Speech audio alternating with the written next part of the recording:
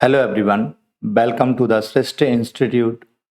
आज के इस वीडियो में हम देखेंगे एमपीपीएससी के सेकंड पेपर को, जो कि 2023 में हुआ था। यानी कि मध्य प्रदेश पीएससी के द्वारा दो पेपर कराए जाते हैं प्रारंभिक परीक्षा यानी प्रीलिम्स में। पहला पेपर होता है सामान्य ज्ञान का और दूसरा पेपर होता है सी सेट का। सामान्य ज्ञान का जो पहला पेपर होता है उसे अपलोड किया जा चुका है। यह है दूसरा पेपर है, यानी कि सेट सी है। आइए देखते हैं। ये दूसरा पेपर है जो 23 में आयोजित हुआ है। इसमें टाइमिंग है 2 घंटे। टोटल नंबर ऑफ क्वेश्चन है 100 और टोटल मार्क्स हैं 200। परीक्षार्थियों के लिए कुछ निर्देश दे रखे हैं, आप इन्हें देख सकते हैं। आइए पहला क्वेश्चन देखते हैं क्या है। पहला क्वेश्चन है, यदि किसी सांकेतिक भाषा में 34687 को 43778 लिखा जाए तो 47592 को उसी सांकेतिक भाषा में किस प्रकार लिखा जाएगा। तो देखते हैं इस क्वेश्चन को। सांकेतिक भाषा दे रखी है 34687, इसको क्या लिखा गया है 43778 लिखा गया है। देखिए इस वाली भाषा को ये लिखा गया है। कैसे बनेगा ये? तो 3 के बाद आता है 4, यानी कि इसमें +1 किया गया है। 4 से 1 कम करेंगे तो आएगा 3, 6 में 1 जोड़ेंगे आएगा 7, इसमें से 1 घटाएंगे आएगा 7, 1 जोड़ेंगे आएगा 8। यानी कि आप देख पा रहे हैं इसमें एक सीधी चल रही है, पहले 1 जोड़ने की बाद में 1 घटाने की। ठीक वही हम जो पूछा है उसमें अप्लाई करेंगे, यानी कि 47592।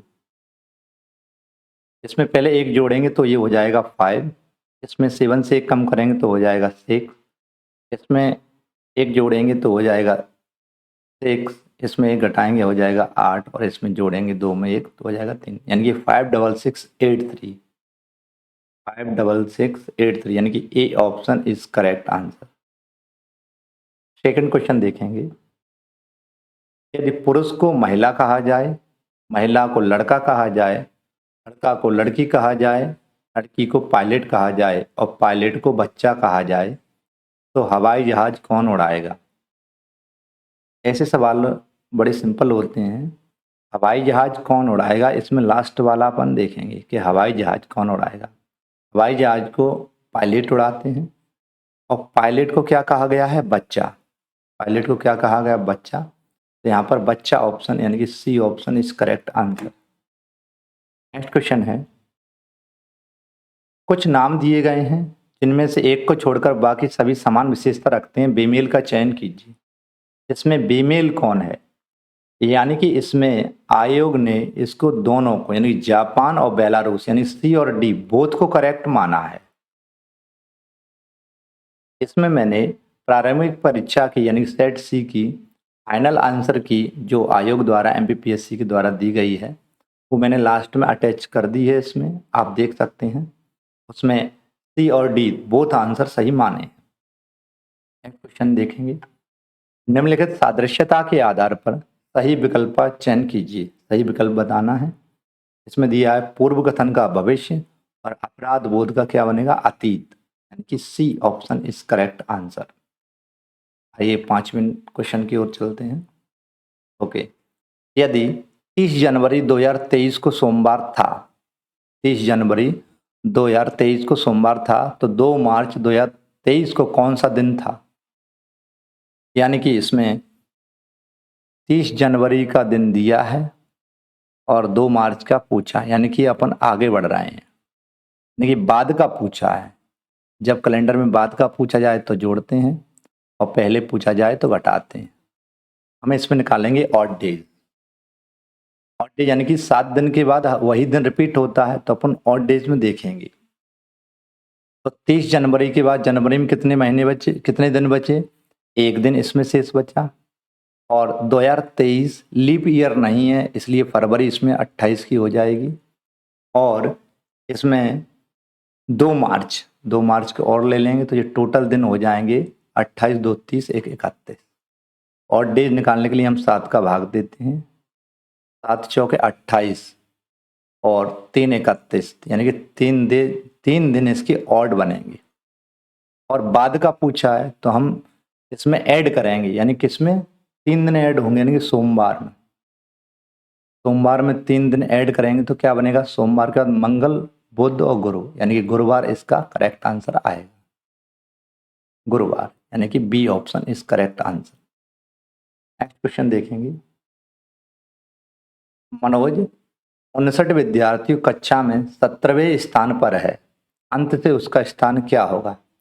ऐसे सवाल को करने के लिए हम 59 से 17वें नंबर को घटाएंगे, अंत से कितना आएगा, 9 में 7 जाएगा 2 और 5 में से घटाएंगे 4, यानी 42। लेकिन हम इसमें से एक जोड़ेंगे, इसमें एक, तो ये बन जाएगा 43, क्योंकि हम एक रिपीट कर लेते हैं उसी को, तो ये D option is correct answer 43।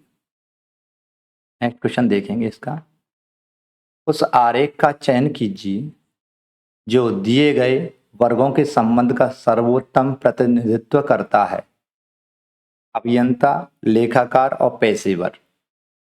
तो इसका करेक्ट आंसर बनेगा सी, ये वाला आरेख इस करेक्ट है। क्यों, क्योंकि पेशेवर ये दोनों ही होते हैं, तो ये पेशा आ जाता है, पेशेवर है। कौन कौन है, अभियंता और लेखाकार, ये दोनों इसी के अंतर्गत आएंगे, यानी कि सी ऑप्शन ठीक है। नेक्स्ट क्वेश्चन है, निम्नलिखित में से कौन सा एक शब्द एजुकेशनल शब्द के अक्षरों का उपयोग करके नहीं बनाया जा सकता है। तो आप देख पा रहे होंगे इसमें NAL एन सिंगल बार है, और इसमें नेशनल में 1 और 1 2, यहाँ 2 बार है। तो लाइन LION, यानी कि यहाँ से LION ये बन जाएगा लाइन। DEAN, डीन भी बन जाएगा, DEAN ये भी बन जाएगा। और नीट NEAT, NE और AT, यानी कि N डबल बार है, यानी कि बी नहीं बनेगा। जो नहीं बनेगा वही उन्होंने पूछा है, अर्थात इसका बी आंसर करेक्ट है। नेक्स्ट क्वेश्चन लिखा है, यदि आप 1 से 100 तक की सभी संख्याएं लिखते हैं तो 7 कितनी बार आएगा। ऐसी संख्याएं, सभी संख्याएं जीरो को छोड़कर सब संख्याएं रिपीट होती हैं 20 बार। नेक्स्ट क्वेश्चन देखेंगे। बर्लिन का संबंध जर्मनी से है, उसी तरह जकार्ता का संबंध किससे होगा। जर्मनी की राजधानी है बर्लिन, ठीक उसी प्रकार से जकार्ता कैपिटल है किसकी, इंडोनेशिया की। यहाँ पर इंडोनेशिया बन जाएगा। इंडोनेशिया की राजधानी है जकार्ता और जर्मनी की है बर्लिन। नेक्स्ट क्वेश्चन देखेंगे। नीचे दिए गए विकल्पों में से कौन सा संचार में आने वाली बाधा को दर्शाता है। संचार में आने वाली बाधा को कौन दर्शाएगा, तो इसका आंसर माना है उदासीनता। संचार में आने वाली बाधा है उदासीनता। नेक्स्ट क्वेश्चन है, साक्षात्कार क्या है। साक्षात्कार क्या है, तो आयोग ने इसका करेक्ट आंसर माना है आमने सामने का वार्तालाप साक्षात्कार कहलाता है। नेक्स्ट क्वेश्चन है, संचार का तात्पर्य अर्थ के स्थानांतरण एवं समझ से है। संचार का तात्पर्य अर्थ के स्थानांतरण एवं समझ से है। यह परिभाषा किसने दी है, यह परिभाषा दी है रॉबिन्स ने, यानी कि option A is correct. Next question है, ब्रेन स्टॉर्मिंग में प्रशिक्षण से क्या होता है, यानी कि इसमें बुद्धि बढ़ती है, यानी बुद्धि बढ़ाता है ब्रेन स्टॉर्मिंग, यानी कि 14 का बी ऑप्शन करेक्ट है। नेक्स्ट क्वेश्चन है, नीचे दिए गए विकल्पों में से कौन सा विकल्प संचार संप्रेषण से जुड़ा कौशल नहीं है। कौन सा कौशल संचार संप्रेषण से नहीं जुड़ा है, यह है जटिलता। नेक्स्ट क्वेश्चन है, निम्नलिखित में से कौन सा विकल्प भावनात्मक बुद्धिमत्ता का अंग नहीं है। भावनात्मक बुद्धिमत्ता का कौन सा अंग नहीं है, संघर्ष प्रतिनिधित्व, यह इसका अंग नहीं है। आत्म जागरूकता भी है, स्वप्रेरणा भी है, सामाजिक कौशल, ये सभी बुद्धिमत्ता के अंग होते हैं, लेकिन संघर्ष प्रतिनिधित्व नहीं है। समस्या समाधान क्या है? देखिए, समस्या का समाधान कैसे करेंगे? तो सबसे पहले हमें समस्या की पहचान होनी चाहिए। इस समस्या का कारण कि समस्या क्यों है, क्या कारण है, उसे समझेंगे और समाधानों का विश्लेषण कर सर्वोत्तम समाधान लागू करने की क्षमता अपन पालेंगे कि A option is correct answer. Next question है 18वें नंबर का, निम्नलिखित में से कौन सा विकल्प संघर्ष प्रक्रिया का अंग नहीं है? संघर्ष प्रक्रिया का अंग नहीं है, वो है प्रेरणा। नेक्स्ट क्वेश्चन है, किस विद्वान ने कहा है कि संचार में अशाब्दिक तत्वों का महत्व अधिक होता है? अशाब्दिक तत्वों का अधिक महत्व होता है, यह है कहा है मेहराबियन ने, यानी कि 19 का B option correct. Next question है, निम्नलिखित में से कौन सा विकल्प सोशल नेटवर्क से संबंधित नहीं है? सोशल नेटवर्क से संबंधित नहीं है, वो है ई वे। नेक्स्ट क्वेश्चन देखेंगे, ये रीजनिंग का क्वेश्चन है। इसमें लिखा है प्लस का अर्थ भाग है, भाग का अर्थ माइनस है, माइनस का अर्थ गुणा है, गुणा का अर्थ प्लस है, तो निम्न इक्वेशन में क्या आएगा? तो यहाँ लिखा है 12, 6, 3, 2 और 8। यहाँ पर भाग का अर्थ, प्लस का अर्थ बताया है भाग, तो हम यहाँ प्लस की जगह लिखेंगे डिवाइड, फिर से डिवाइड, और माइनस का अर्थ बताया है मल्टीप्लाई, और गुणा का अर्थ बताया है प्लस। तो हम इसको कर लेंगे 12, इसको इन्वर्स कर लेंगे तो 1/6, इसका बनेगा 1/3 इंटू 2 प्लस का 8। इस काट देंगे, 6 दूनी 12, और ये हो जाएगा 2 गुणा 2 प्लस 8/3, यानी कि ये हो जाएगा 4/3 प्लस 8। इसको सॉल्व कर लेंगे, हो जाएगा 3, तो ये हो जाएगा 4 प्लस 24, ये हो जाएगा 28/3। 3 का भाग दे देंगे, 3 नम 27, 1 बचेगा बटा 3, यानी कि 9 सही 1/3, यानी कि B option is correct. Next question देखेंगे, निम्नलिखित में से कौन सी आकृति मेजों, कुर्सियों और फर्नीचर के बीच संबंध दर्शाता है? देखिए, फर्नीचर को हम इस तरीके से लेंगे और फर्नीचर के द्वारा मेज और कुर्सी दोनों बनाई जाती हैं, तो इसके अनुसार D option is correct answer. Next question है, एक्स और वाई दो भाई हैं, एक्स और वाई दो भाई हैं, मतलब ये भी मेल है और ये भी मेल है, यानी कि मैंने दोनों के लिए प्लस का चिन्ह दर्शाया है। ए का भाई है बी, ए का भाई है बी, यानी कि ए का भाई है बी, कि ए का भाई बी है, तो इसको प्लस लगाएंगे। ये अभी पता नहीं है प्लस है या माइनस है, मतलब महिला है या पुरुष है। एक्स की माँ है ए, इसमें लिखा है एक्स की माँ है ए, एक्स की माँ यानी कि इसकी ये माँ है, अगर इसकी ये माँ है तो इसकी भी यह माँ होगी, तो ये दोनों भाई हैं क्योंकि। तो बी का बाई से क्या संबंध है? बाई से बी का क्या संबंध है? ये दोनों भाई हैं और ये इसकी माँ है और बी इसका भाई है, तो यह इससे मामा कहेगा और यह इसको भांजा कहेगा, यानी कि बाई से बी का क्या संबंध है? यानी कि मामा का संबंध है, तो इसका ए।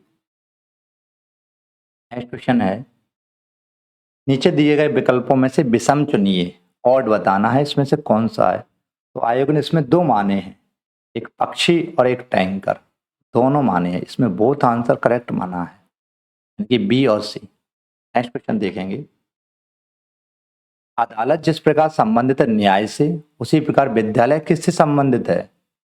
तो अदालत में न्याय मिलता है, अदालत से न्याय की प्राप्ति होती है, ठीक उसी प्रकार से विद्यालय से एजुकेशन यानी कि शिक्षा की प्राप्ति होगी। नेक्स्ट क्वेश्चन देखेंगे, श्रृंखला के लुप्त अक्षरों को चुनिए। लुप्त अक्षर बताना है, मतलब ये क्वेश्चन मार्क है, उस पर क्या आएगा देखते हैं। तो ए का जी बाना है इन्होंने, तो एक का नंबर होता है एक, एक में जोड़ेंगे 6 हो जाएगा 7, यानी कि इसमें प्लस, यानी कि मैं यहाँ पे किया देता हूँ ABC, और ये है GHI। इसका नंबर है 1 2 3 और इसका है 7 8 और 9, यानी कि हम इसमें +6 करेंगे और इसमें +6 करेंगे और इसमें भी +6 करेंगे, यानी कि पूरी सीरीज में +6 6 6 हो रहा है और नंबर बनते जा रहे हैं। ठीक इसी प्रकार से हम GHI में भी 6 6 जोड़ेंगे, तो 7 में 6 जोड़ेंगे तो बनेगा 13, और 13 पे आता है M। ठीक इसी पर इसमें भी 6 जोड़ेंगे तो 14 पे आता है N, और इसमें भी 6 जोड़ेंगे तो 9 6 15 पे आता है 0 MNO। इसी प्रकार से अपने इसमें +6 करेंगे, +6 और +6, तो ये बन जाएगा, यानी कि इसमें जोड़ेंगे तो ये बनेगा S, और इसमें जोड़ेंगे तो T, और इसमें जोड़ेंगे तो U, STU, यानी कि B option is correct. Next question देखेंगे। दिए गए विकल्पों में से संबंधित समानता वाला शब्द चुनिए। उन्होंने कमरा का दिया है फर्श, कमरे में जितनी भी सतह हैं उसमें जो निचली वाली सतह है उसे हम फर्श कहते हैं। ठीक उसी प्रकार से नदी, नदी में जो नीचे है बिल्कुल उसे हम तली या तल कहेंगे, यानी कि A option is correct. Next question है 28। यदि किसी महीने के तीसरे शुक्रवार को 16 तारीख है तो उसी महीने के चौथे मंगलवार को कौन सी तारीख होगी? देखिए, शुक्रवार को 16 तारीख है, यानी कि यह इसका तीसरा शुक्रवार है, थर्ड शुक्रवार है। तो दूसरा शुक्रवार कब पड़ा होगा? तो 7 कम कर देंगे तो ये हो जाएगा 9 तारीख को। ये दूसरा शुक्रवार कब पड़ेगा? 9 को। और पहला शुक्रवार कब पड़ेगा? पहला शुक्रवार 7 कम कर देंगे तो 2 तारीख को यह पहला शुक्रवार पड़ेगा। मैं यह देखना चाहता हूँ कि मंगलवार कौन से सप्ताह में पड़ रहा है, तो ये शुक्रवार अपन ने निकाल लिए तीनों। अब इसके बाद इसी में पड़ेगा पहला मंगलवार, इसमें पड़ेगा इसी सप्ताह में दूसरा, और इसी सप्ताह में तीसरा मंगलवार पड़ेगा, यानी कि आने वाले सप्ताह, यानी कि 7 जोड़ेंगे इसमें तो कितना हो जाएगा? 3 और 2 23, यानी 23 तारीख को शुक्रवार पड़ेगा, यानी चौथा शुक्रवार 23 तारीख को पड़ेगा। अब इसमें इसी, यानी कि इसी सप्ताह में मंगलवार आएगा, तो मंगलवार कब आएगा? 23 तारीख को, जब शुक्रवार है तो हम इसमें 4 जोड़ेंगे तो कितना? 27 हो जाएगा। तो शुक्रवार में 4 दिन जोड़ते हैं तो बनता है मंगलवार। मंगलवार यानी कि चौथा मंगलवार है वो 27 तारीख को पड़ेगा, यानी कि 27, यानी कि C answer is correct. Next question देखेंगे। विलुप्त संख्या ज्ञात कीजिए। आप देख पा रहे होंगे यहाँ 1 है, 1 के बाद यहाँ पर 2 है, 2 के बाद 4, 4 दूनी 8, 8 दूनी 16, 16 दूनी 32, यहाँ 32 आ जाएगा। नेक्स्ट क्वेश्चन है विलुप्त संख्या ज्ञात कीजिए। ये आप देख सकते हैं, विलुप्त संख्या बताना है, यानी कि यहाँ पर जो क्वेश्चन मार्क है यहाँ पर कौन सा अंक आएगा, इनमें से कौन सी संख्या आएगी। सॉरी, ये दिया है 12, 21, 23, 32 और 34। तो आप देख पा रहे हैं ये 12 21 है, 23 32 है, और ये 34 का यहाँ पे बनेगा। तो 12 के अंकों को पलटने पर 21 बनता है, और 23 के अंकों को पलटेंगे, यानी 23 को पलटेंगे तो 32 बनेगा। इस प्रकार से 34 को पलटेंगे तो 43 बनेगा, यानी कि A option is correct. Next question है, यहाँ पे अवतरण आया है, प्रश्न 1 से 35 तक है, देख लेते हैं इसको। सभी चुनौतियां, समस्याएं तथा कठिन परिस्थितियां हमें तनाव में डालती हैं, अतः यदि तनाव का ठीक से प्रबंधन किया जाए तो वह व्यक्ति ही जीवित रहने की संभावना में वृद्धि करता है। तनाव ऊर्जा प्रदान करते हैं, मानव भाव प्रबोधन में वृद्धि करते हैं तथा निष्पादन को प्रभावित करते हैं। उच्च तनाव अप्रीतिकर प्रभाव उत्पन्न कर सकता है और हमारे निष्पादन को खराब कर सकता है। इसके विपरीत बहुत कम तनाव के कारण व्यक्ति निम्न स्तर की अभिप्रेरणा का अनुभव कर सकते हैं। मतलब बहुत कम तनाव के कारण व्यक्ति निम्न स्तर की अभिप्रेरणा का अनुभव कर सकता है, जिसके कारण हम धीमी गति से तथा कम दक्षतापूर्ण निष्पादन कर पाते हैं। यह याद रखना बहुत महत्वपूर्ण है कि प्रत्येक तनाव खराब नहीं होता है। तनाव का वह स्तर जो व्यक्ति के लिए लाभप्रद है तथा उच्चतम निष्पादन स्तर की उपलब्धि के लिए व्यक्ति के सर्वोत्तम गुणों में से एक है, को वर्णित करने के लिए यू स्ट्रेस शब्द का उपयोग किया जाता है। तथापि यू स्ट्रेस के व्यथा में परिवर्तित हो जाने की संभावना रहती है। तनाव की यह बाद वाली अभिव्यक्ति ही हमारे शरीर के जीर्ण शीर्ण होने का कारण होती है। तो ये पूरा ये अवतरण है और इसमें 5 क्वेश्चन दिए हैं। तो पहला दिया है, बहुत उच्च स्तर का तनाव हमें अग्रसर करता है। जो बहुत उच्च स्तर का तनाव है वो हमें किसकी ओर ले जाता है? वो निम्न निष्पादन, यानी कि ये लिखा है कम दक्षतापूर्ण निष्पादन कर पाते हैं, यानी कि इसका बी ऑप्शन इज करेक्ट, निम्न निष्पादन की ओर ले जाता है। 32 है, तनाव निम्नलिखित में से किसके द्वारा उत्पन्न नहीं होता है? तो किसके कारण नहीं उत्पन्न होता है? चुनौतियों के कारण तनाव आता है, समस्याओं के कारण, यानी चुनौतियां, ये लिखा है चुनौतियां, समस्या और कठिन परिस्थितियां हमें तनाव में डालती हैं। तो क्या नहीं डालती हैं? संसाधन हमें तनाव में नहीं डालते। यू स्ट्रेस है, यू स्ट्रेस के बारे में क्या लिखा है? यू स्ट्रेस शब्द का उपयोग किया जाता है किसमें? सर्वोत्तम गुणों में। यू स्ट्रेस हमेशा अच्छा है, सी ऑप्शन इज करेक्ट। अगला है, थोड़ा तनाव कारण बन सकता है, किसका कारण बन सकता है? तो कम तनाव निम्न अभिप्रेरणा का,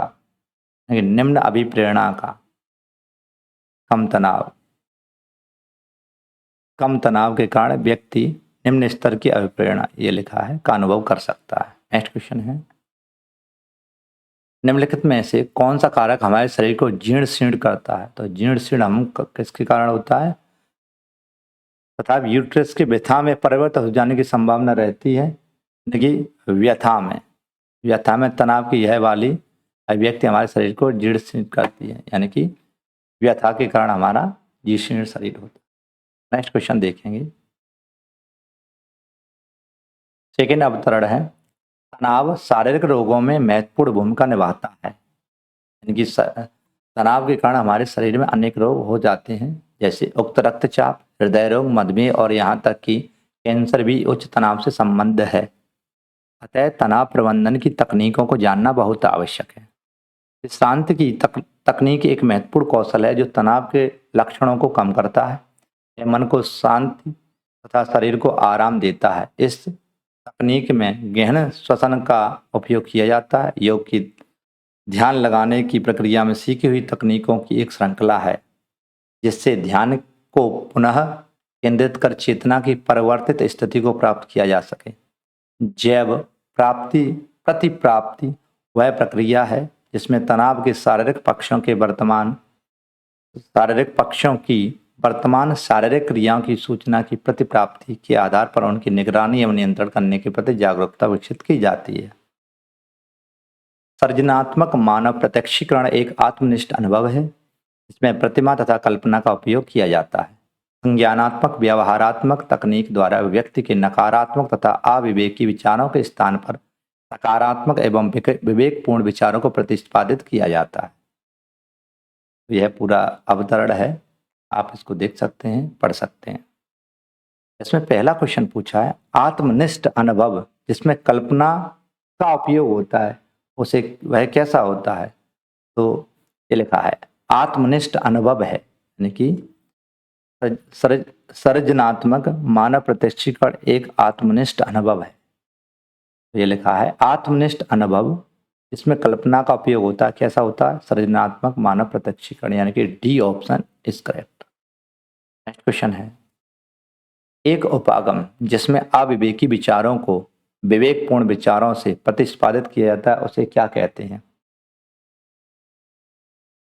तो यह कहलाएगा, ये लिखा है, विवेकपूर्ण विचारों को प्रतिपादित करता है। तो संज्ञानात्मक व्यवहारात्मक तकनीक द्वारा व्यक्ति के नकारात्मक तथा अविवेकी विचारों के स्थान पर सकारात्मक एवं विवेकपूर्ण विचारों को प्रतिपादित किया जाता है।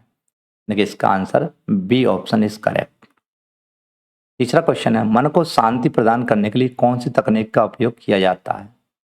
कौन सी तकनीक है? ये लिखा है यहाँ पर, विश्रांति की तकनीक एक महत्वपूर्ण कौशल है। तो विश्रांति की तकनीक है जो एक मन को शांति पैदा करने के लिए जरूरी है। नेक्स्ट क्वेश्चन है 39, निम्नलिखित में से किस तकनीक द्वारा ध्यान को पुनः केंद्रित किया जा सकता है? देखिए ध्यान को किसके किसके द्वारा पुनः केंद्रित कर सकते हैं? और ध्यान को लिखा है यहाँ पर, योग की ध्यान लगाने की प्रक्रिया, यानी ध्यान लगाकर इसको प्राप्त किया जा सकता है। यानी कि 39 का B option is correct. Last है, तनाव के शारीरिक पक्षों के प्रति जागरूकता विकसित करना क्या कहलाता है? कि यह कहलाता है जय प्राप्ति। ये लिखा है, जय प्राप्ति वह प्रक्रिया है इसमें तनाव के शारीरिक पक्षों की वर्तमान शारीरिक क्रिया की सूचना की प्रतिप्राप्ति के आधार पर उनकी निगरानी और नियंत्रण करने के प्रति जागरूकता विकसित की जाती है। तो जागरूकता विकसित जैव प्रतिप्राप्ति के कारण की जाती है। नेक्स्ट क्वेश्चन देखेंगे, प्रथम 20 विषम प्राकृत संख्याओं का योग क्या कहलाता है? प्रथम 20 प्राकृत संख्याओं का अगर योग निकालना रहता है तो उसके लिए एक सीधा सा फॉर्मूला रहता है। यदि विषम संख्याएं हैं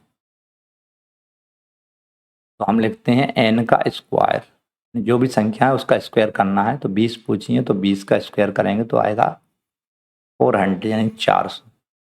अगर सम संख्याएं पूछ दें तो यानी कि सम संख्याएं का योग पूछेंगे तो क्या बनेगा? तो ये बनता है n+1, सम संख्याओं के लिए है, और ये n स्क्वायर विषम संख्याओं के लिए।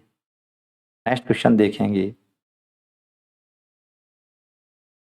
1 से 100 के बीच कितनी ऐसी संख्या हैं जिनमें से प्रत्येक 4 से न केवल पूर्णतः व्यक्त होती है बल्कि उनमें 4 एक अंक के रूप में भी आता है?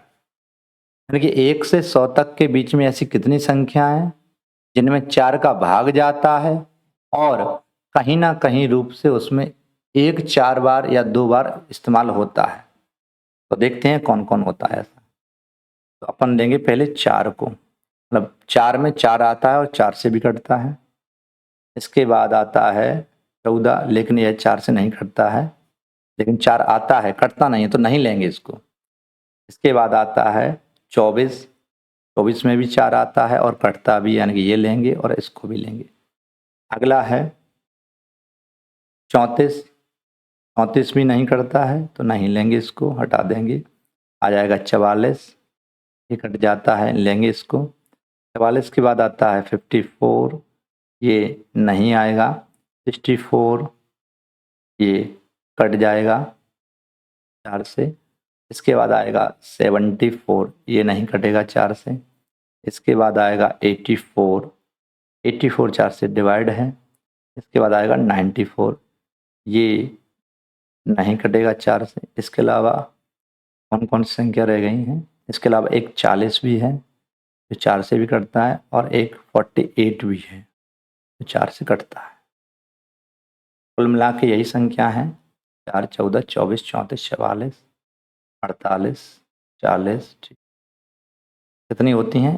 1 2 3 4 5 6 और 7।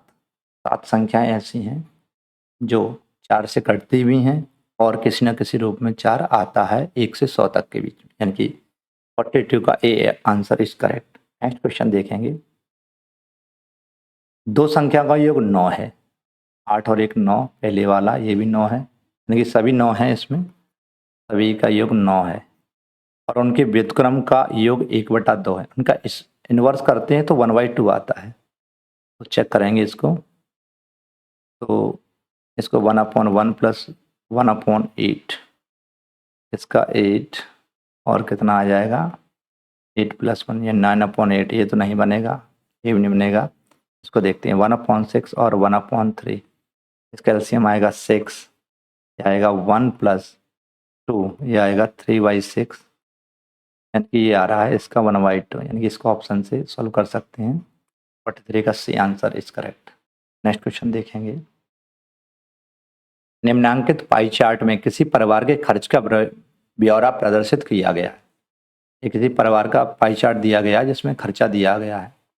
यदि भोजन पर कुल खर्चा 48 रुपए का व्यय हो रहा है तो सभी मदों पर कुल कितने खर्च होंगे। नहीं, भोजन पर खर्च दिया है 4800 रुपए। तो देखते हैं, सभी मद को मान लेते हैं 100% के रूप में कि सभी मद पे मिला के 100% खर्चा हो रहा है। इसने दिया है भोजन पर कुल खर्चा 4800, तो भोजन का परसेंटेज है 30%। तो 30% बराबर 4800 दिया है। तो इस जीरो से एक जीरो कट जाएगा और 3 से इसको काट देंगे। 3 एकम 3 और 18, 3 छंग 18, 160। यानी कि 1% की वैल्यू आ जाएगी 160। तो 100% कितना होगा, यानी कि इसमें 2 जीरो बढ़ जाएंगे, यानी 16,000 आ जाएगा सभी मद पर खर्चा। कि B option is correct answer. Next question देखते हैं। राम अपने वेतन का 65% खर्च करता है और प्रति मास रुपए 525 की बचत करता है, तो उसकी मासिक आय क्या है। मान लेते हैं उसकी मासिक आय 100% है। अब इसमें से 65% खर्च करता है, इसका 65% का खर्चा है। 100 में से जब 65 खर्च हो जाएंगे तो 35 उसकी बचत बनेगी। ये बचत हो जाएगी और ये खर्चा है। तो बचत को इस बचत के यानी कि 525 के बराबर कर देंगे तो देख लेते हैं क्या आता है। 35% बराबर 525, 5 से काट देंगे, 5 सत्तर 35 और 5 कम 5 जीरो और 5 5 25, इससे काटेंगे 7 से, 7 एकम 7 और 7 पंच 35। यानी कि 1% की वैल्यू आ गई 15 और 100% की वैल्यू आ जाएगी 1500। यानी कि उसकी कुल रकम है महीने की, यानी कि कुल वेतन है उसका 1500 रुपये। नेक्स्ट क्वेश्चन देखेंगे। निम्नलिखित को उनके परिणाम के अवरोही क्रम में व्यवस्थित कीजिए। जो भी परिणाम दिए गए हैं, यानी कि पहला दिया है 5/7, 3/7, 5/6, 8/9, यानी कि ये 4 परिणाम दिए गए हैं, इनको अवरोही क्रम में लगाना है, यानी कि बढ़ते से घटते क्रम में लगाना है। आप देखते हैं 5 और 2 के बीच में अंतर है 2 का, 7 के बीच में अंतर 2 का है, 3 1 का अंतर, 5 से 6 के बीच में 1 का अंतर और 8 से 9 के बीच में 1। इन तीनों में 1 का अंतर है, तो जो सबसे बड़ा है इन तीनों में वही सबसे बड़ा कहलाएगा। यानी कि 4 नंबर का 8/9 सबसे बड़ा है तो ये सबसे बड़ा बनेगा, नहीं 4 नंबर का पहले लिखा जाएगा। फिर इससे छोटा कौन है, 3rd नंबर का यानी 5/6 है, और 3rd नंबर का है 3/4, और लास्ट में एक बचेगा वो होगा 5/7। ये बन जाएगा 4321, 4321 कोड बनेगा इसका, यानी कि C option is correct answer. 47 question है 4.359 into 4.359 minus 1.641 into 1.641 upon 4.359 minus 1.641। ये बेसिकली लिखा है ये a की पावर 2 माइनस बी की पावर 2, और ये लिखा है a माइनस बी। a की पावर 2 माइनस बी की पावर 2 होता है a प्लस बी और a माइनस बी। नीचे लिखा है a माइनस बी, इससे ये कैंसिल हो जाएगा, क्या बचेगा a प्लस बी, यानी कि दोनों को जोड़ देंगे अपन। तो 4.359 और 1.641 इसको ऐड करेंगे 0 5 4 9 0 0.456, यानी 6 आंसर इज करेक्ट, यानी कि बी ऑप्शन। नेक्स्ट क्वेश्चन है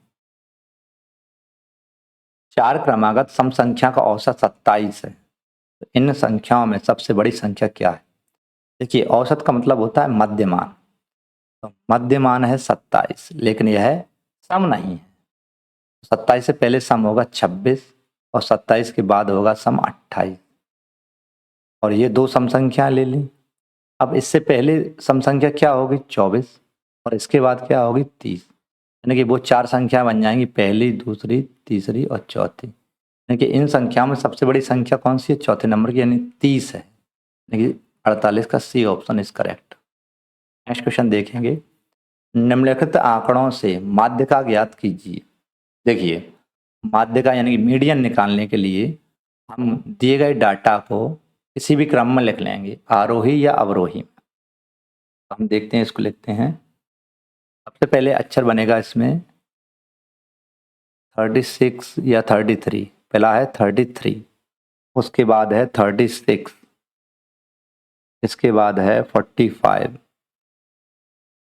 इसके बाद है 49, इसके बाद है 52, इसके बाद 52 के बाद कौन सा है 60, 60 के बाद 61 और 72 और 72। ये डबल बार है। इसमें माध्यिका का मतलब होता है जो मध्य में हो। 1 2 3 4 5 6 7 8 9, यानी कि 9 अक्षर में 4 पहले लेंगे और अंतिम 4, यानी कि 52 इसका माध्यिका बनेगा, यानी कि A option is correct. Next question है, नेक्स्ट क्वेश्चन है ए और बी की वर्तमान आयु में 5:4 का अनुपात है। ए और बी की जो वर्तमान आयु है, वर्तमान आयु किसकी, ए की और बी की, उसका रेशियो दे रखा है इन्होंने 5 और 4। 5 और 4 रेशियो दे रखा है। 2 वर्ष पहले का रेशियो दे रखा है इन्होंने, 2 वर्ष पूर्व का रेशियो इन्होंने दे रखा है 4:3, यानी कि 2 वर्ष पहले का रेशियो 4:3 है। तो यहाँ हम देखेंगे डिफरेंस, तो यहाँ डिफरेंस है 1 का, यहाँ भी डिफरेंस है 1 का, यानी कि 1:2 को दर्शाता है। तो वर्तमान में इनकी उम्र का रेशियो 5 और 4 था। 1 जब 2 को दर्शाता है तो 5:10 को दर्शाएगा, 4:8 को दर्शाया, गुणा कर देंगे।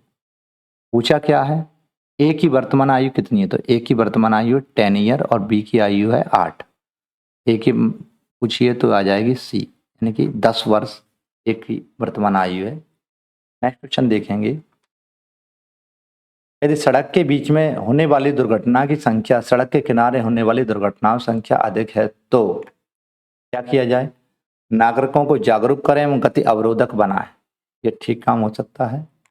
दूसरा देखते हैं, सेलिब्रिटी कार्यक्रम आयोजित करें। नहीं, सेलिब्रिटी का अगर कार्यक्रम आयोजित करेंगे उससे दुर्घटना कम होगी, तो इससे ये ठीक नहीं है। अनुमान लगाएं कि सड़क के बीच में चलना अधिक सुरक्षित है, ये तो कहीं से भी ठीक नहीं है। उपर्युक्त में से कोई नहीं, ए ऑप्शन ठीक है इसका। नागरिकों को जागरूक होने की जरूरत है और गति अवरोधक बना सकते हैं। नेक्स्ट क्वेश्चन है 52, किसी कार्यक्रम को स्थगित करना एक प्रशासनिक तरीका है, तो इसमें क्या है, बेहतर तैयारी के लिए समय निकालने का, जनता को सबक सिखाने का, नहीं सबक सिखाने, ऐसे नेगेटिव क्वेश्चन, नेगेटिव पॉइंट्स या नेगेटिव ऑप्शन को नहीं लेना है।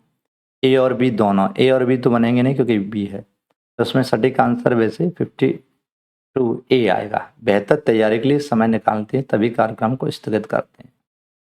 ठीक है, नेक्स्ट क्वेश्चन देखते हैं, यदि कोई एस पी नहीं है, कोई भी एस पी नहीं है, देखिए एस और पी कोई नहीं है, एक गलत कथन है, कोई भी एस पी नहीं है, यह एक गलत कथन है।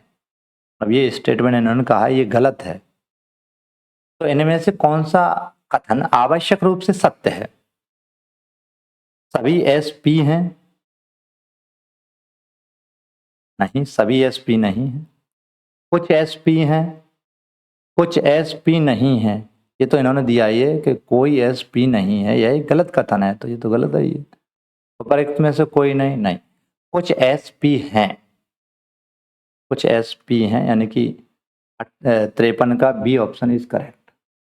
नेक्स्ट क्वेश्चन देखेंगे, यदि आपको लगता है कि प्रश्न पत्र बहुत कठिन है और पाठ्यक्रम से बाहर का लगता है, तो आप पहले क्या करेंगे, परीक्षक को बताएंगे कि प्रश्न पाठ्यक्रम से बाहर के हैं, नहीं परीक्षक को इससे कोई मतलब नहीं। दूसरों से नकल करेंगे, ऐसे क्वेश्चन में नेगेटिव बातों को बिल्कुल भी नहीं लेना है। परीक्षा सदन से बाहर चले जाएंगे, ये नहीं करेंगे, यही बचा है। यथासंभव प्रश्नों को हल करने का प्रयास करेंगे, जहाँ तक हो सके प्रश्न सॉल्व करेंगे। नेक्स्ट क्वेश्चन है, इस श्रृंखला में अगली संख्या क्या होगी, इस श्रृंखला में क्या होगी अगली श्रृंखला, तो देखते हैं 71, 73, 79, 83, 89। क्या बनेगा इसका?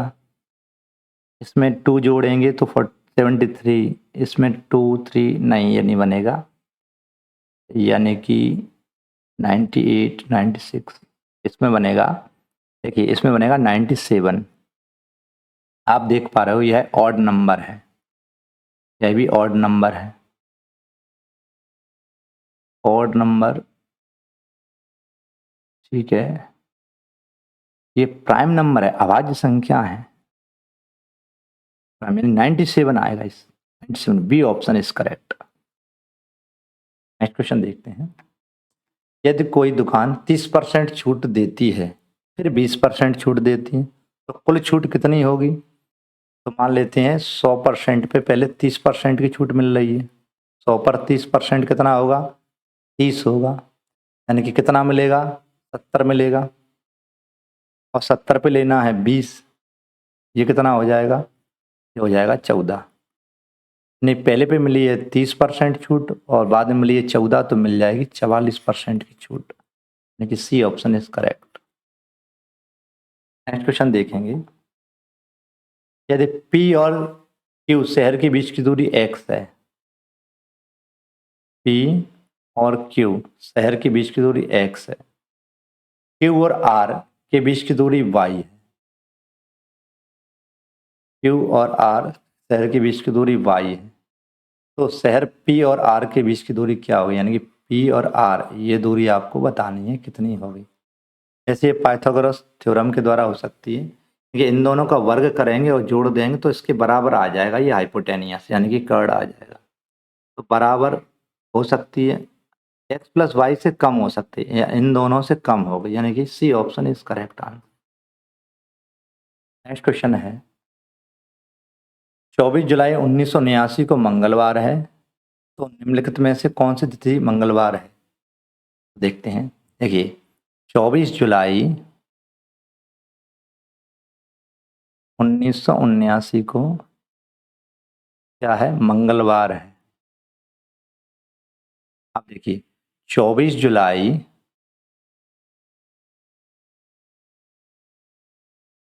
1980 को, 1980 में 4 का भाग देंगे तो ये चला जाता है, यानी कि ये लीप ईयर है। जब एक साधारण कैलेंडर से दूसरे साधारण कैलेंडर में जाती हैं तो एक दिन बढ़ता है, और एक साधारण कैलेंडर से लीप ईयर के कैलेंडर में जाती हैं तो 2 दिन एक्स्ट्रा बढ़ते हैं। तो यहाँ पे लीप ईयर कैलेंडर में जा रहे हैं तो 2 दिन बढ़ जाएंगे, यानी कि मंगलवार 24 जुलाई को पड़ेगा, तो 24 जुलाई को यहाँ क्या पड़ेगा? मंगल के बाद बुध और बृहस्पति, यानी गुरुवार पड़ेगा। लेकिन उसने पूछा है मंगलवार कब आएगा, तो गुरुवार से 2 दिन पहले, यानी कि 22 तारीख को क्या बन जाएगा? 22 जुलाई को ये बन जाएगा आपका मंगलवार, यानी कि बी ऑप्शन इज करेक्ट। 24 जुलाई 1979 को मंगलवार है, तो 24 जुलाई 1980 को क्या बनेगा? गुरुवार, यानी कि 24 तारीख को गुरुवार होगा, लेकिन इन्होंने कहा है मंगलवार कब होगा, तो 2 दिन बैक कर देते हैं, यानी 22 तारीख को मंगलवार बनेगा, तो 22 तारीख 22 जुलाई 1980। नेक्स्ट क्वेश्चन देखेंगे। ये 2 गायों को एक ही खंबे से बांधा जाता है। 2 गायें हैं, एक ही खंबे से बंधी है, ये खंबा है मान लेते हैं, और रस्सियों की लंबाई P और Q है। Q से अधिक है P, यानी कि P रस्सी की लंबाई छोटी है और Q रस्सी की लंबाई ज्यादा है, यानी कि ये इस तरीके से घास चल, तो दोनों गायों के द्वारा चरा गया कुल क्षेत्रफल कितना है? यानी कि ये वाला भी क्षेत्रफल चरा जाएगा और ये वाला, टोटल क्षेत्रफल कितना आ जाएगा? कुल पूछा है तो उसने यहां से लेकर यहां तक की टोटल निकलेगा, यानी कि अगर इसका ये, यानी कि वृत्त का क्षेत्रफल होता है पाई आर स्क्वायर, और यहाँ पर रस्सी की लंबाई है वो P है, बड़ी वाली ये P है और ये Q है, तो अधिकतम P है, तो पाई पी आर आ जाएगा, यानी कि A option is correct. Next question देखें। निर्णय लेना एक क्या है? कैसी प्रक्रिया है? यह एक संज्ञानात्मक प्रक्रिया है, यानी कि 60 का A option correct. Next question देखेंगे 61। यहाँ से हिंदी के क्वेश्चन स्टार्ट होंगे। चोर का यानी चोर शब्द का पर्यायवाची नहीं है। चोर शब्द का क्या पर्यायवाची नहीं है? चोर शब्द का पर्यायवाची छल नहीं है। छल मतलब धोखा देना। दस्यु ठीक है, डकैत या चोर को कह सकते हैं, खना कुंभिल कहते हैं। नेक्स्ट क्वेश्चन है, वह स्त्री जिसका पति दूसरा ब्याह कर ले उसे अध्युना कहते हैं, यानी कि सी ऑप्शन इज करेक्ट। विधवा जिसका पति मर जाए उस स्त्री को कहेंगे सधवा, जिसका पति जिंदा है अनन्य है। अगले देखते हैं 63 का, सही विलोमार्थक युग्म चुनिए। सही होना चाहिए और विलोम भी होना चाहिए। तो अथ का इति होता है, यानी कि ये गलत है। गणतंत्र का राजतंत्र, ठीक है, ये ठीक है, यानी कि इसका बी ऑप्शन 63 का बी ऑप्शन इस करेक्ट है। उदार शब्द का विलोम होगा। उदार, उदार का वैसे दानी या विलोम पूछा है। उदार का संकीर्ण, उदार मतलब, उदार का मतलब होता है बड़े हृदय वाला। उदार दानी कह सकते हैं और उसका हो जाएगा संकीर्ण, संकुचित हृदय वाला। ग्रंथ शब्द का पर्यायवाची है। ग्रंथ मतलब पोथी। नेक्स्ट क्वेश्चन है, इष्ट शब्द का विपरीतार्थक शब्द है। इष्ट का हो जाता है अनिष्ट। नेक्स्ट है, बेमेल विलोमार्थक युग्म चुनिए। बेमेल हो, जो मेल ना हो। अंतरंग का बहिरंग मेल खाता है। अधम का महान मेल खाता, अथ का इति मेल खाएगा। अग्रिम का अधिक नहीं, ये नहीं मेल खाता, तो यही बेमेल है, यानी कि 67 का बी ऑप्शन ही करेक्ट है। 68 पे आ जाते हैं। उन्मीलन का विलोम होता है निमीलन, ये लिखा है सी नंबर। नेक्स्ट क्वेश्चन देखेंगे, निम्नलिखित में से सही शब्द युग्म चुनिए 69 में। तो देखते हैं, द्वीप मतलब हाथी। द्वीप होता है, द्वीप नहीं द्वीप। द्वीप का मतलब हाथी होता है। द्रव्य नहीं, द्रव्य। द्रव्य मतलब धन होता है, नहीं ये गलत है। ये दैव, दैव मतलब भाग्य होता है, भाग्य। और देव, देव मतलब देवता होता है, यानी कि ये भी गलत है। यानी कि तरी, तरी मतलब नाव। मतलब इसका ए ऑप्शन करेक्ट है। 70 पे आ जाते हैं। बेमेल शब्द फिर से छांटना है। क्या कहा है? तरणी मतलब नाव, निर्जर झरना, ग्रह नक्षत्र और तड़ाग तालाब। बेमेल, तड़ाग मतलब तालाब होता है, ठीक है। निर्जर झरना होता है। तरणी मतलब नाव, यानी कि इसमें ग्रह, ग्रह का नक्षत्र दिया है, ये गलत है और यही इन्होंने सही माना है। यानी कि जो ये गलत है और बेमेल ही पूछा है, यानी कि यही बेमेल है, यानी कि सी ऑप्शन 70 का ठीक है। नेक्स्ट क्वेश्चन देखेंगे, एक भाषा की लिखी हुई बात को दूसरी भाषा में लिखने पर क्या कहलाएगा? उसे कहते हैं अनुवाद। अनेकार्थक शब्द किसे कहते हैं? नेक्स्ट क्वेश्चन है 72 का, अनेकार्थक शब्द किसे कहेंगे? जिसके अनेक अर्थ हों, जिसका एक अर्थ हो नहीं, जिसमें से कोई नहीं, इनमें से अनेक शब्द हो नहीं। इस जब एक शब्द से अनेक अर्थ निकले, यानी कि 72 का बी ऑप्शन करेक्ट है। अनेकार्थक जिसके अनेक अर्थ। आनंद का पर्यायवाची होगा आनंद, रसाल, विभूषण, लालसा, उल्लास, तो इसका उल्लास। अजर, अजर का तात्पर्य है, हम बोलते हैं अजर अमर।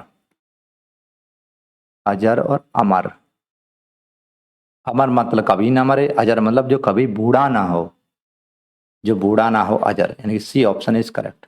कपड़ा का पर्यायवाची नहीं है। अंबर माने कपड़ा होता है, पट, बसन, ये सब कपड़े के पर्याय। पुंडरीक, पुंडरीक मतलब कमल होता है, यानी कि इसका ये पर्यायवाची ठीक नहीं है। नेक्स्ट क्वेश्चन देखेंगे, कौन सा सही शब्द युग्म है? कौन सा सही शब्द युग्म है? तो देखते हैं क्षेत्र का क्या है। तो पहले दिया है प्रसाद। प्रसाद मतलब घर, ठीक है। प्रसाद मतलब घर। परिहार मतलब प्रहार। प्रासाद मतलब महल और गुरु माने शिक्षक। देखिए, प्रसाद माने घर, नहीं ये प्रसाद ये नहीं है। परिहार, प्रहार ये भी नहीं है। प्रासाद मतलब महल, ये ठीक है। गुरु नहीं, गुरु होता है, गुरु मतलब शिक्षक। ओके, नेक्स्ट क्वेश्चन देखें, यानी कि इसका सी ऑप्शन करेक्ट है। प्रासाद मतलब महल होता है। पक्ष का अनेकार्थक शब्द नहीं होगा। पक्ष का अनेकार्थक शब्द नहीं होगा। कौन सा नहीं होगा? इसमें दिया है पंख, ठीक है, अंग भी ठीक है, पखवाड़ा। दिन को पक्ष नहीं कहेंगे, तो ये 77 का डी ठीक है। नेक्स्ट क्वेश्चन है 78। निम्नलिखित में से सही वाक्य छांटिए। तुम, वह और मैं चलूंगा। अगला है तालाब में छोटा सा मंदिर है। देर मत करना, ये तो गलत है। ये तुम और मैं वह चलेगा, ये भी गलत है। तालाब में छोटा सा मंदिर है और तुम, वह और मैं चलूंगा, ये ज्यादा बेटर है। 78 का A option is correct. Next देखते हैं। गलत शब्द युग्म चुनिए। परस, परस का मतलब कठोर होता है। और नियत, निश्चित ठीक है। प्रणय, प्रेम, लक्ष्य, लाख, ये ठीक है। ये तीनों ठीक है। गलत बी वाला ऑप्शन है, यानी कि परस का कठोर, ये गलत, यानी कि इसके हिसाब से बी ऑप्शन ही ठीक है। अंकुर शब्द का अनेकार्थक शब्द होगा। अंकुर, अंकुर का अनेकार्थक आंख, ठीक है। मुख्य, परिच्छेद, अनेकार्थक शब्द अंकुर का डाब, यानी कि 80 का ए। ये दिया है निर्देश। प्रश्न 81 से 85 तक दिए गए गद्यांशों के आधार पर निम्नलिखित प्रश्नों के उत्तर दीजिए। गद्यांश दिए हैं, उत्तर देना है। सफलता के द्वार के ताले बिना परिश्रम की कुंजी के नहीं खुलते हैं। जीवन की सफलता का रहस्य परिश्रम है। परिश्रम करने वाला व्यक्ति कर्मवीर कहा जाता है। ऐसा व्यक्ति किसी बाधा से विचलित नहीं होता। वैज्ञानिक आविष्कारों के पीछे केवल परिश्रम है। यहाँ तक कि मधुमक्खी के परिश्रम का उदाहरण देखा जाए, जो फूलों के रस की एक एक बूंद एकत्र कर शहद का छत्ता तैयार करती है। ऊपर की ओर चढ़ती चींटी जो न जाने कितनी बार गिरती है, पुनः श्रम कर देती है, पुनः श्रम कर आगे बढ़ती है। देखते हैं परिश्रम करने वाले को क्या कहा जाता है। दिया है परिश्रम की कुंजी नहीं खुलती। जीवन की परिश्रम करने वाले को कर्मवीर कहा जाता है। ये लिखा है कर्मवीर। ये क्या है इसका ऑप्शन, यानी कि सी ऑप्शन इज करेक्ट, कर्मवीर कहा जाता है। दूसरा क्या दिया है, वैज्ञानिक खोजों के पीछे मूल कारण क्या है। लिखा है वैज्ञानिक आविष्कार के पीछे केवल परिश्रम है, यानी परिश्रम के द्वारा वैज्ञानिकों की खोज, यानी कि बी ऑप्शन इज करेक्ट। इस गद्यांश का उचित शीर्षक परिश्रम सफलता की कुंजी, डी ऑप्शन इज करेक्ट। इस पर 81। मधुमक्खी किस तरह शहद तैयार करती है। तो बूंद बूंद करके, फूलों के रस को एक एक बूंद बूंद करके लाती है। जीवन में सफलता किस चीज से मिलती है, परिश्रम से। नेक्स्ट क्वेश्चन देखेंगे। यहाँ पर फिर से एक गद्यांश दिया है, जो कि 86 से 90 तक प्रश्न दिए गए हैं।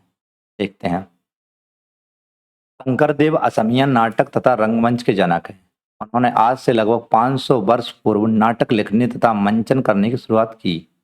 उस समय संस्कृत नाटक अपने उतार पर था तथा अन्य प्रांतीय भाषाएं अर्थात उत्तर भारतीय भाषाओं में नियमित तथा विशिष्ट नाट्य साहित्य का विकास नहीं हुआ था। ऐसे में एक प्रश्न स्वाभाविक तौर पर उठाया जा सकता है कि मध्यकालीन भारत में प्रारंभिक दौर में शंकरदेव ने अपने स्तर पर नियमित रंगमंच तथा संपूर्ण लंबाई वाले नाटकों का लेखन किस तरह से किया। कला के समग्र प्रवेश के परिप्रेक्ष्य में यह सवाल अत्यंत महत्वपूर्ण हो जाता है। अपनी एक ही रचना में शंकरदेव ने अपना परिचय देते हुए लिखा है कि उनका संबंध एक गंधर्व कुल से रहा है तथा यह भी कि उनके पिता कुसुम्बर अपने जमाने के प्रमुख गंधर्व रहे थे। गंधर्व पद का सीधा अर्थ है गायक तथा संगीतविद। कुसुम्बर कौन थे? नाटककार, चित्रकार, गायक और संगीत। तो ये इसमें लिखा है गंधर्व पद का गायक और संगीतविद, यानी कि C option is correct. Next question है शंकरदेव का समय कब कौन सा रहा है। इनका समय कब का रहा है देख लेते हैं।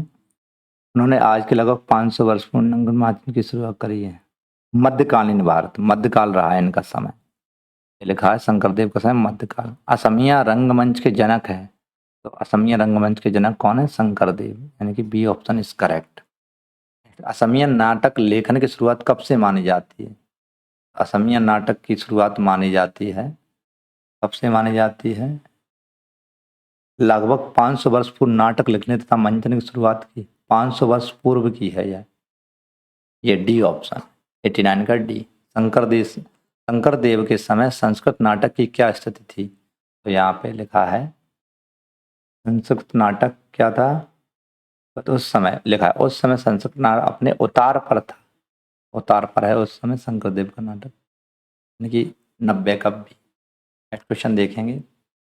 अगर लोक साहित्य की जरूरत होती है, यहाँ एक गद्यांश और है 91 से 95 के बीच में दिए गए गद्यांश के आधार पर निम्नलिखित प्रश्नों का उत्तर दीजिए। तो मैं गद्यांश पढ़ देता हूँ। अगर लोक साहित्य की जरूरत हो तो वह विद्यालय के अध्यापक या कॉलेज के प्राध्यापक के पास नहीं मिलेगा, किसी राजकीय कर्मचारी के पास या विलायत या अमेरिका से खेती बाड़ी का प्रशिक्षण लेकर आने वाले किसान के पास नहीं मिलेगा। लोक साहित्य तो रहता है चढ़ हाँकने वाले किसान के पास, या खेतों में हाथा लेकर जाने वाली भतवारी के पास, या तो वह रहता है पनघट वाली परिहारन के घड़े में, या फिर रहती है किसी ईंट बटोरने वाली बुढ़िया के पास। लोक साहित्य रहता है सोनी या लोहार के पास, या फिर रहता है कुम्हार के चाक में। कभी वह तंबूरे की रड़कार में रहता है तो कभी चूड़ियों की जनकार में रहता है। भाट चारण और पुराने जोगी जति लोक साहित्य के ज्ञाता होते हैं। कई बार वह रहता है माता जी को अर्पित नर नारियों के पास, तो काफी कुछ रहता है ग्वालों की जीभ पर। लोक साहित्य की शोध करनी है तो शहर छोड़कर गांव में जाना पड़ेगा, या गांव छोड़कर सिवान में जाना पड़ेगा। देखते हैं इसमें क्या है। लोक साहित्य कहाँ रहता है। ये लिखा है लोक साहित्य कहाँ रहता है, तो लोक साहित्य रहता है चढ़ा हाँकने वाले किसान के पास। लोक साहित्य तो रहता है चढ़ा हाँकने वाले किसानों के पास, तो चढ़ा हाँकने वाले किसानों के पास रहता है। नेक्स्ट क्वेश्चन है, तंबूरा क्या है। तो वह कभी तंबूरे की रड़कार में रहता है। तो रड़कार यानी कि बजाने से संबंधित है, तो लोक वाद्य है तंबूरा। लोक साहित्य की जरूरत पड़ने पर कहाँ जाना होगा, तो लास्ट में लिखा है लोक साहित्य की शोध करनी है तो शहर छोड़कर गांव में जाना पड़ेगा, यानी कि हमें गांव की ओर रुख करना पड़ेगा। ग्वालों के किस अंग पर रहता है, तो ग्वालों लिखा है ग्वालों की जीभ पर लोक साहित्य रहता है। लोक साहित्य के ज्ञाता कौन होते हैं, भाट चारण और पुराने जोगी जति। भाट चारण पुराने जोगी जति लोक साहित्य के ज्ञाता होते हैं, तो यही होते हैं लोक साहित्य के ज्ञाता। 95 का D option correct. Next question देखेंगे। फिर से एक गद्यांश दिया है, यानी कि 61 से लेकर 100 तक, यानी कि 40 क्वेश्चन हिंदी से रिलेटेड रहते हैं। इसमें हिंदी से क्वेश्चन है 40। लास्ट गद्यांश है ये, यानी कि 96 से 100 तक रहेंगे, 100 ही क्वेश्चन है। दिए गए गद्यांश के आधार पर निम्नलिखित प्रश्न का उत्तर दिए। गद्यांश नंबर 4 है, 1857 के विप्लव की जनता सघनता व्यापक थी। अंग्रेजों ने उसे उतने ही बर्बरता के साथ कुचल दिया था। उस विप्लव ने दोनों ही पक्षों के सोचने और अपने अपने निष्कर्ष निकालने के लिए विवश कर दिया था। अंग्रेजों ने यह निष्कर्ष निकाला कि भारतीयों की सांप्रदायिक एकता और राष्ट्रीयता की भावना अंग्रेजी साम्राज्य के लिए खतरनाक हो गया, अतः उनमें परस्पर फूट डालकर वैमनस्य की भावना भरने की नीति पर चलना होगा। भारतीयों ने विप्लव के परिणामों से यह निष्कर्ष प्राप्त किया कि अंग्रेजों को भारत से बेदखल करने के लिए शस्त्र ही पर्याप्त नहीं है, शास्त्र भी जरूरी है। लिहाजा नई पीढ़ी को भारतीय संस्कारों और राष्ट्रीय भावनाओं से परिपूरित करने के लिए अपनी भाषा से मिलने वाली शिक्षा की आवश्यकता है। तो यह इसका गद्यांश है, आप देख सकते हैं। आप इसको 2 से 3 बार पढ़ेंगे। देखते हैं 96 का क्वेश्चन क्या है। अंग्रेजी साम्राज्य के लिए खतरनाक थी, क्या अंग्रेजी शासन के लिए बहुत बेकार है। कि अंग्रेजों ने यह कहा कि भारतीयों की सांप्रदायिकता एकता और राष्ट्रीयता की भावना अंग्रेजी साम्राज्य के लिए खतरनाक हो गई। यानी कि एकता और राष्ट्रीय भावना ये अंग्रेजी साम्राज्य के लिए बेकार यानी खतरनाक साबित हो सकती है। तो यही है सांप्रदायिक एकता और राष्ट्रीय भावना। नेक्स्ट क्वेश्चन है, बेदखल का क्या अर्थ है। बेदखल का पद से हटा देना, यानी कि अधिकार से च्युत कर देना, अधिकार च्युत। अब देखते हैं 98, भारतीयों ने विप्लव से क्या सीखा। तो भारतीयों ने विप्लव से क्या सीखा, देखा अतः उनमें परस्पर फूट डालकर वैमनस्य की भावना।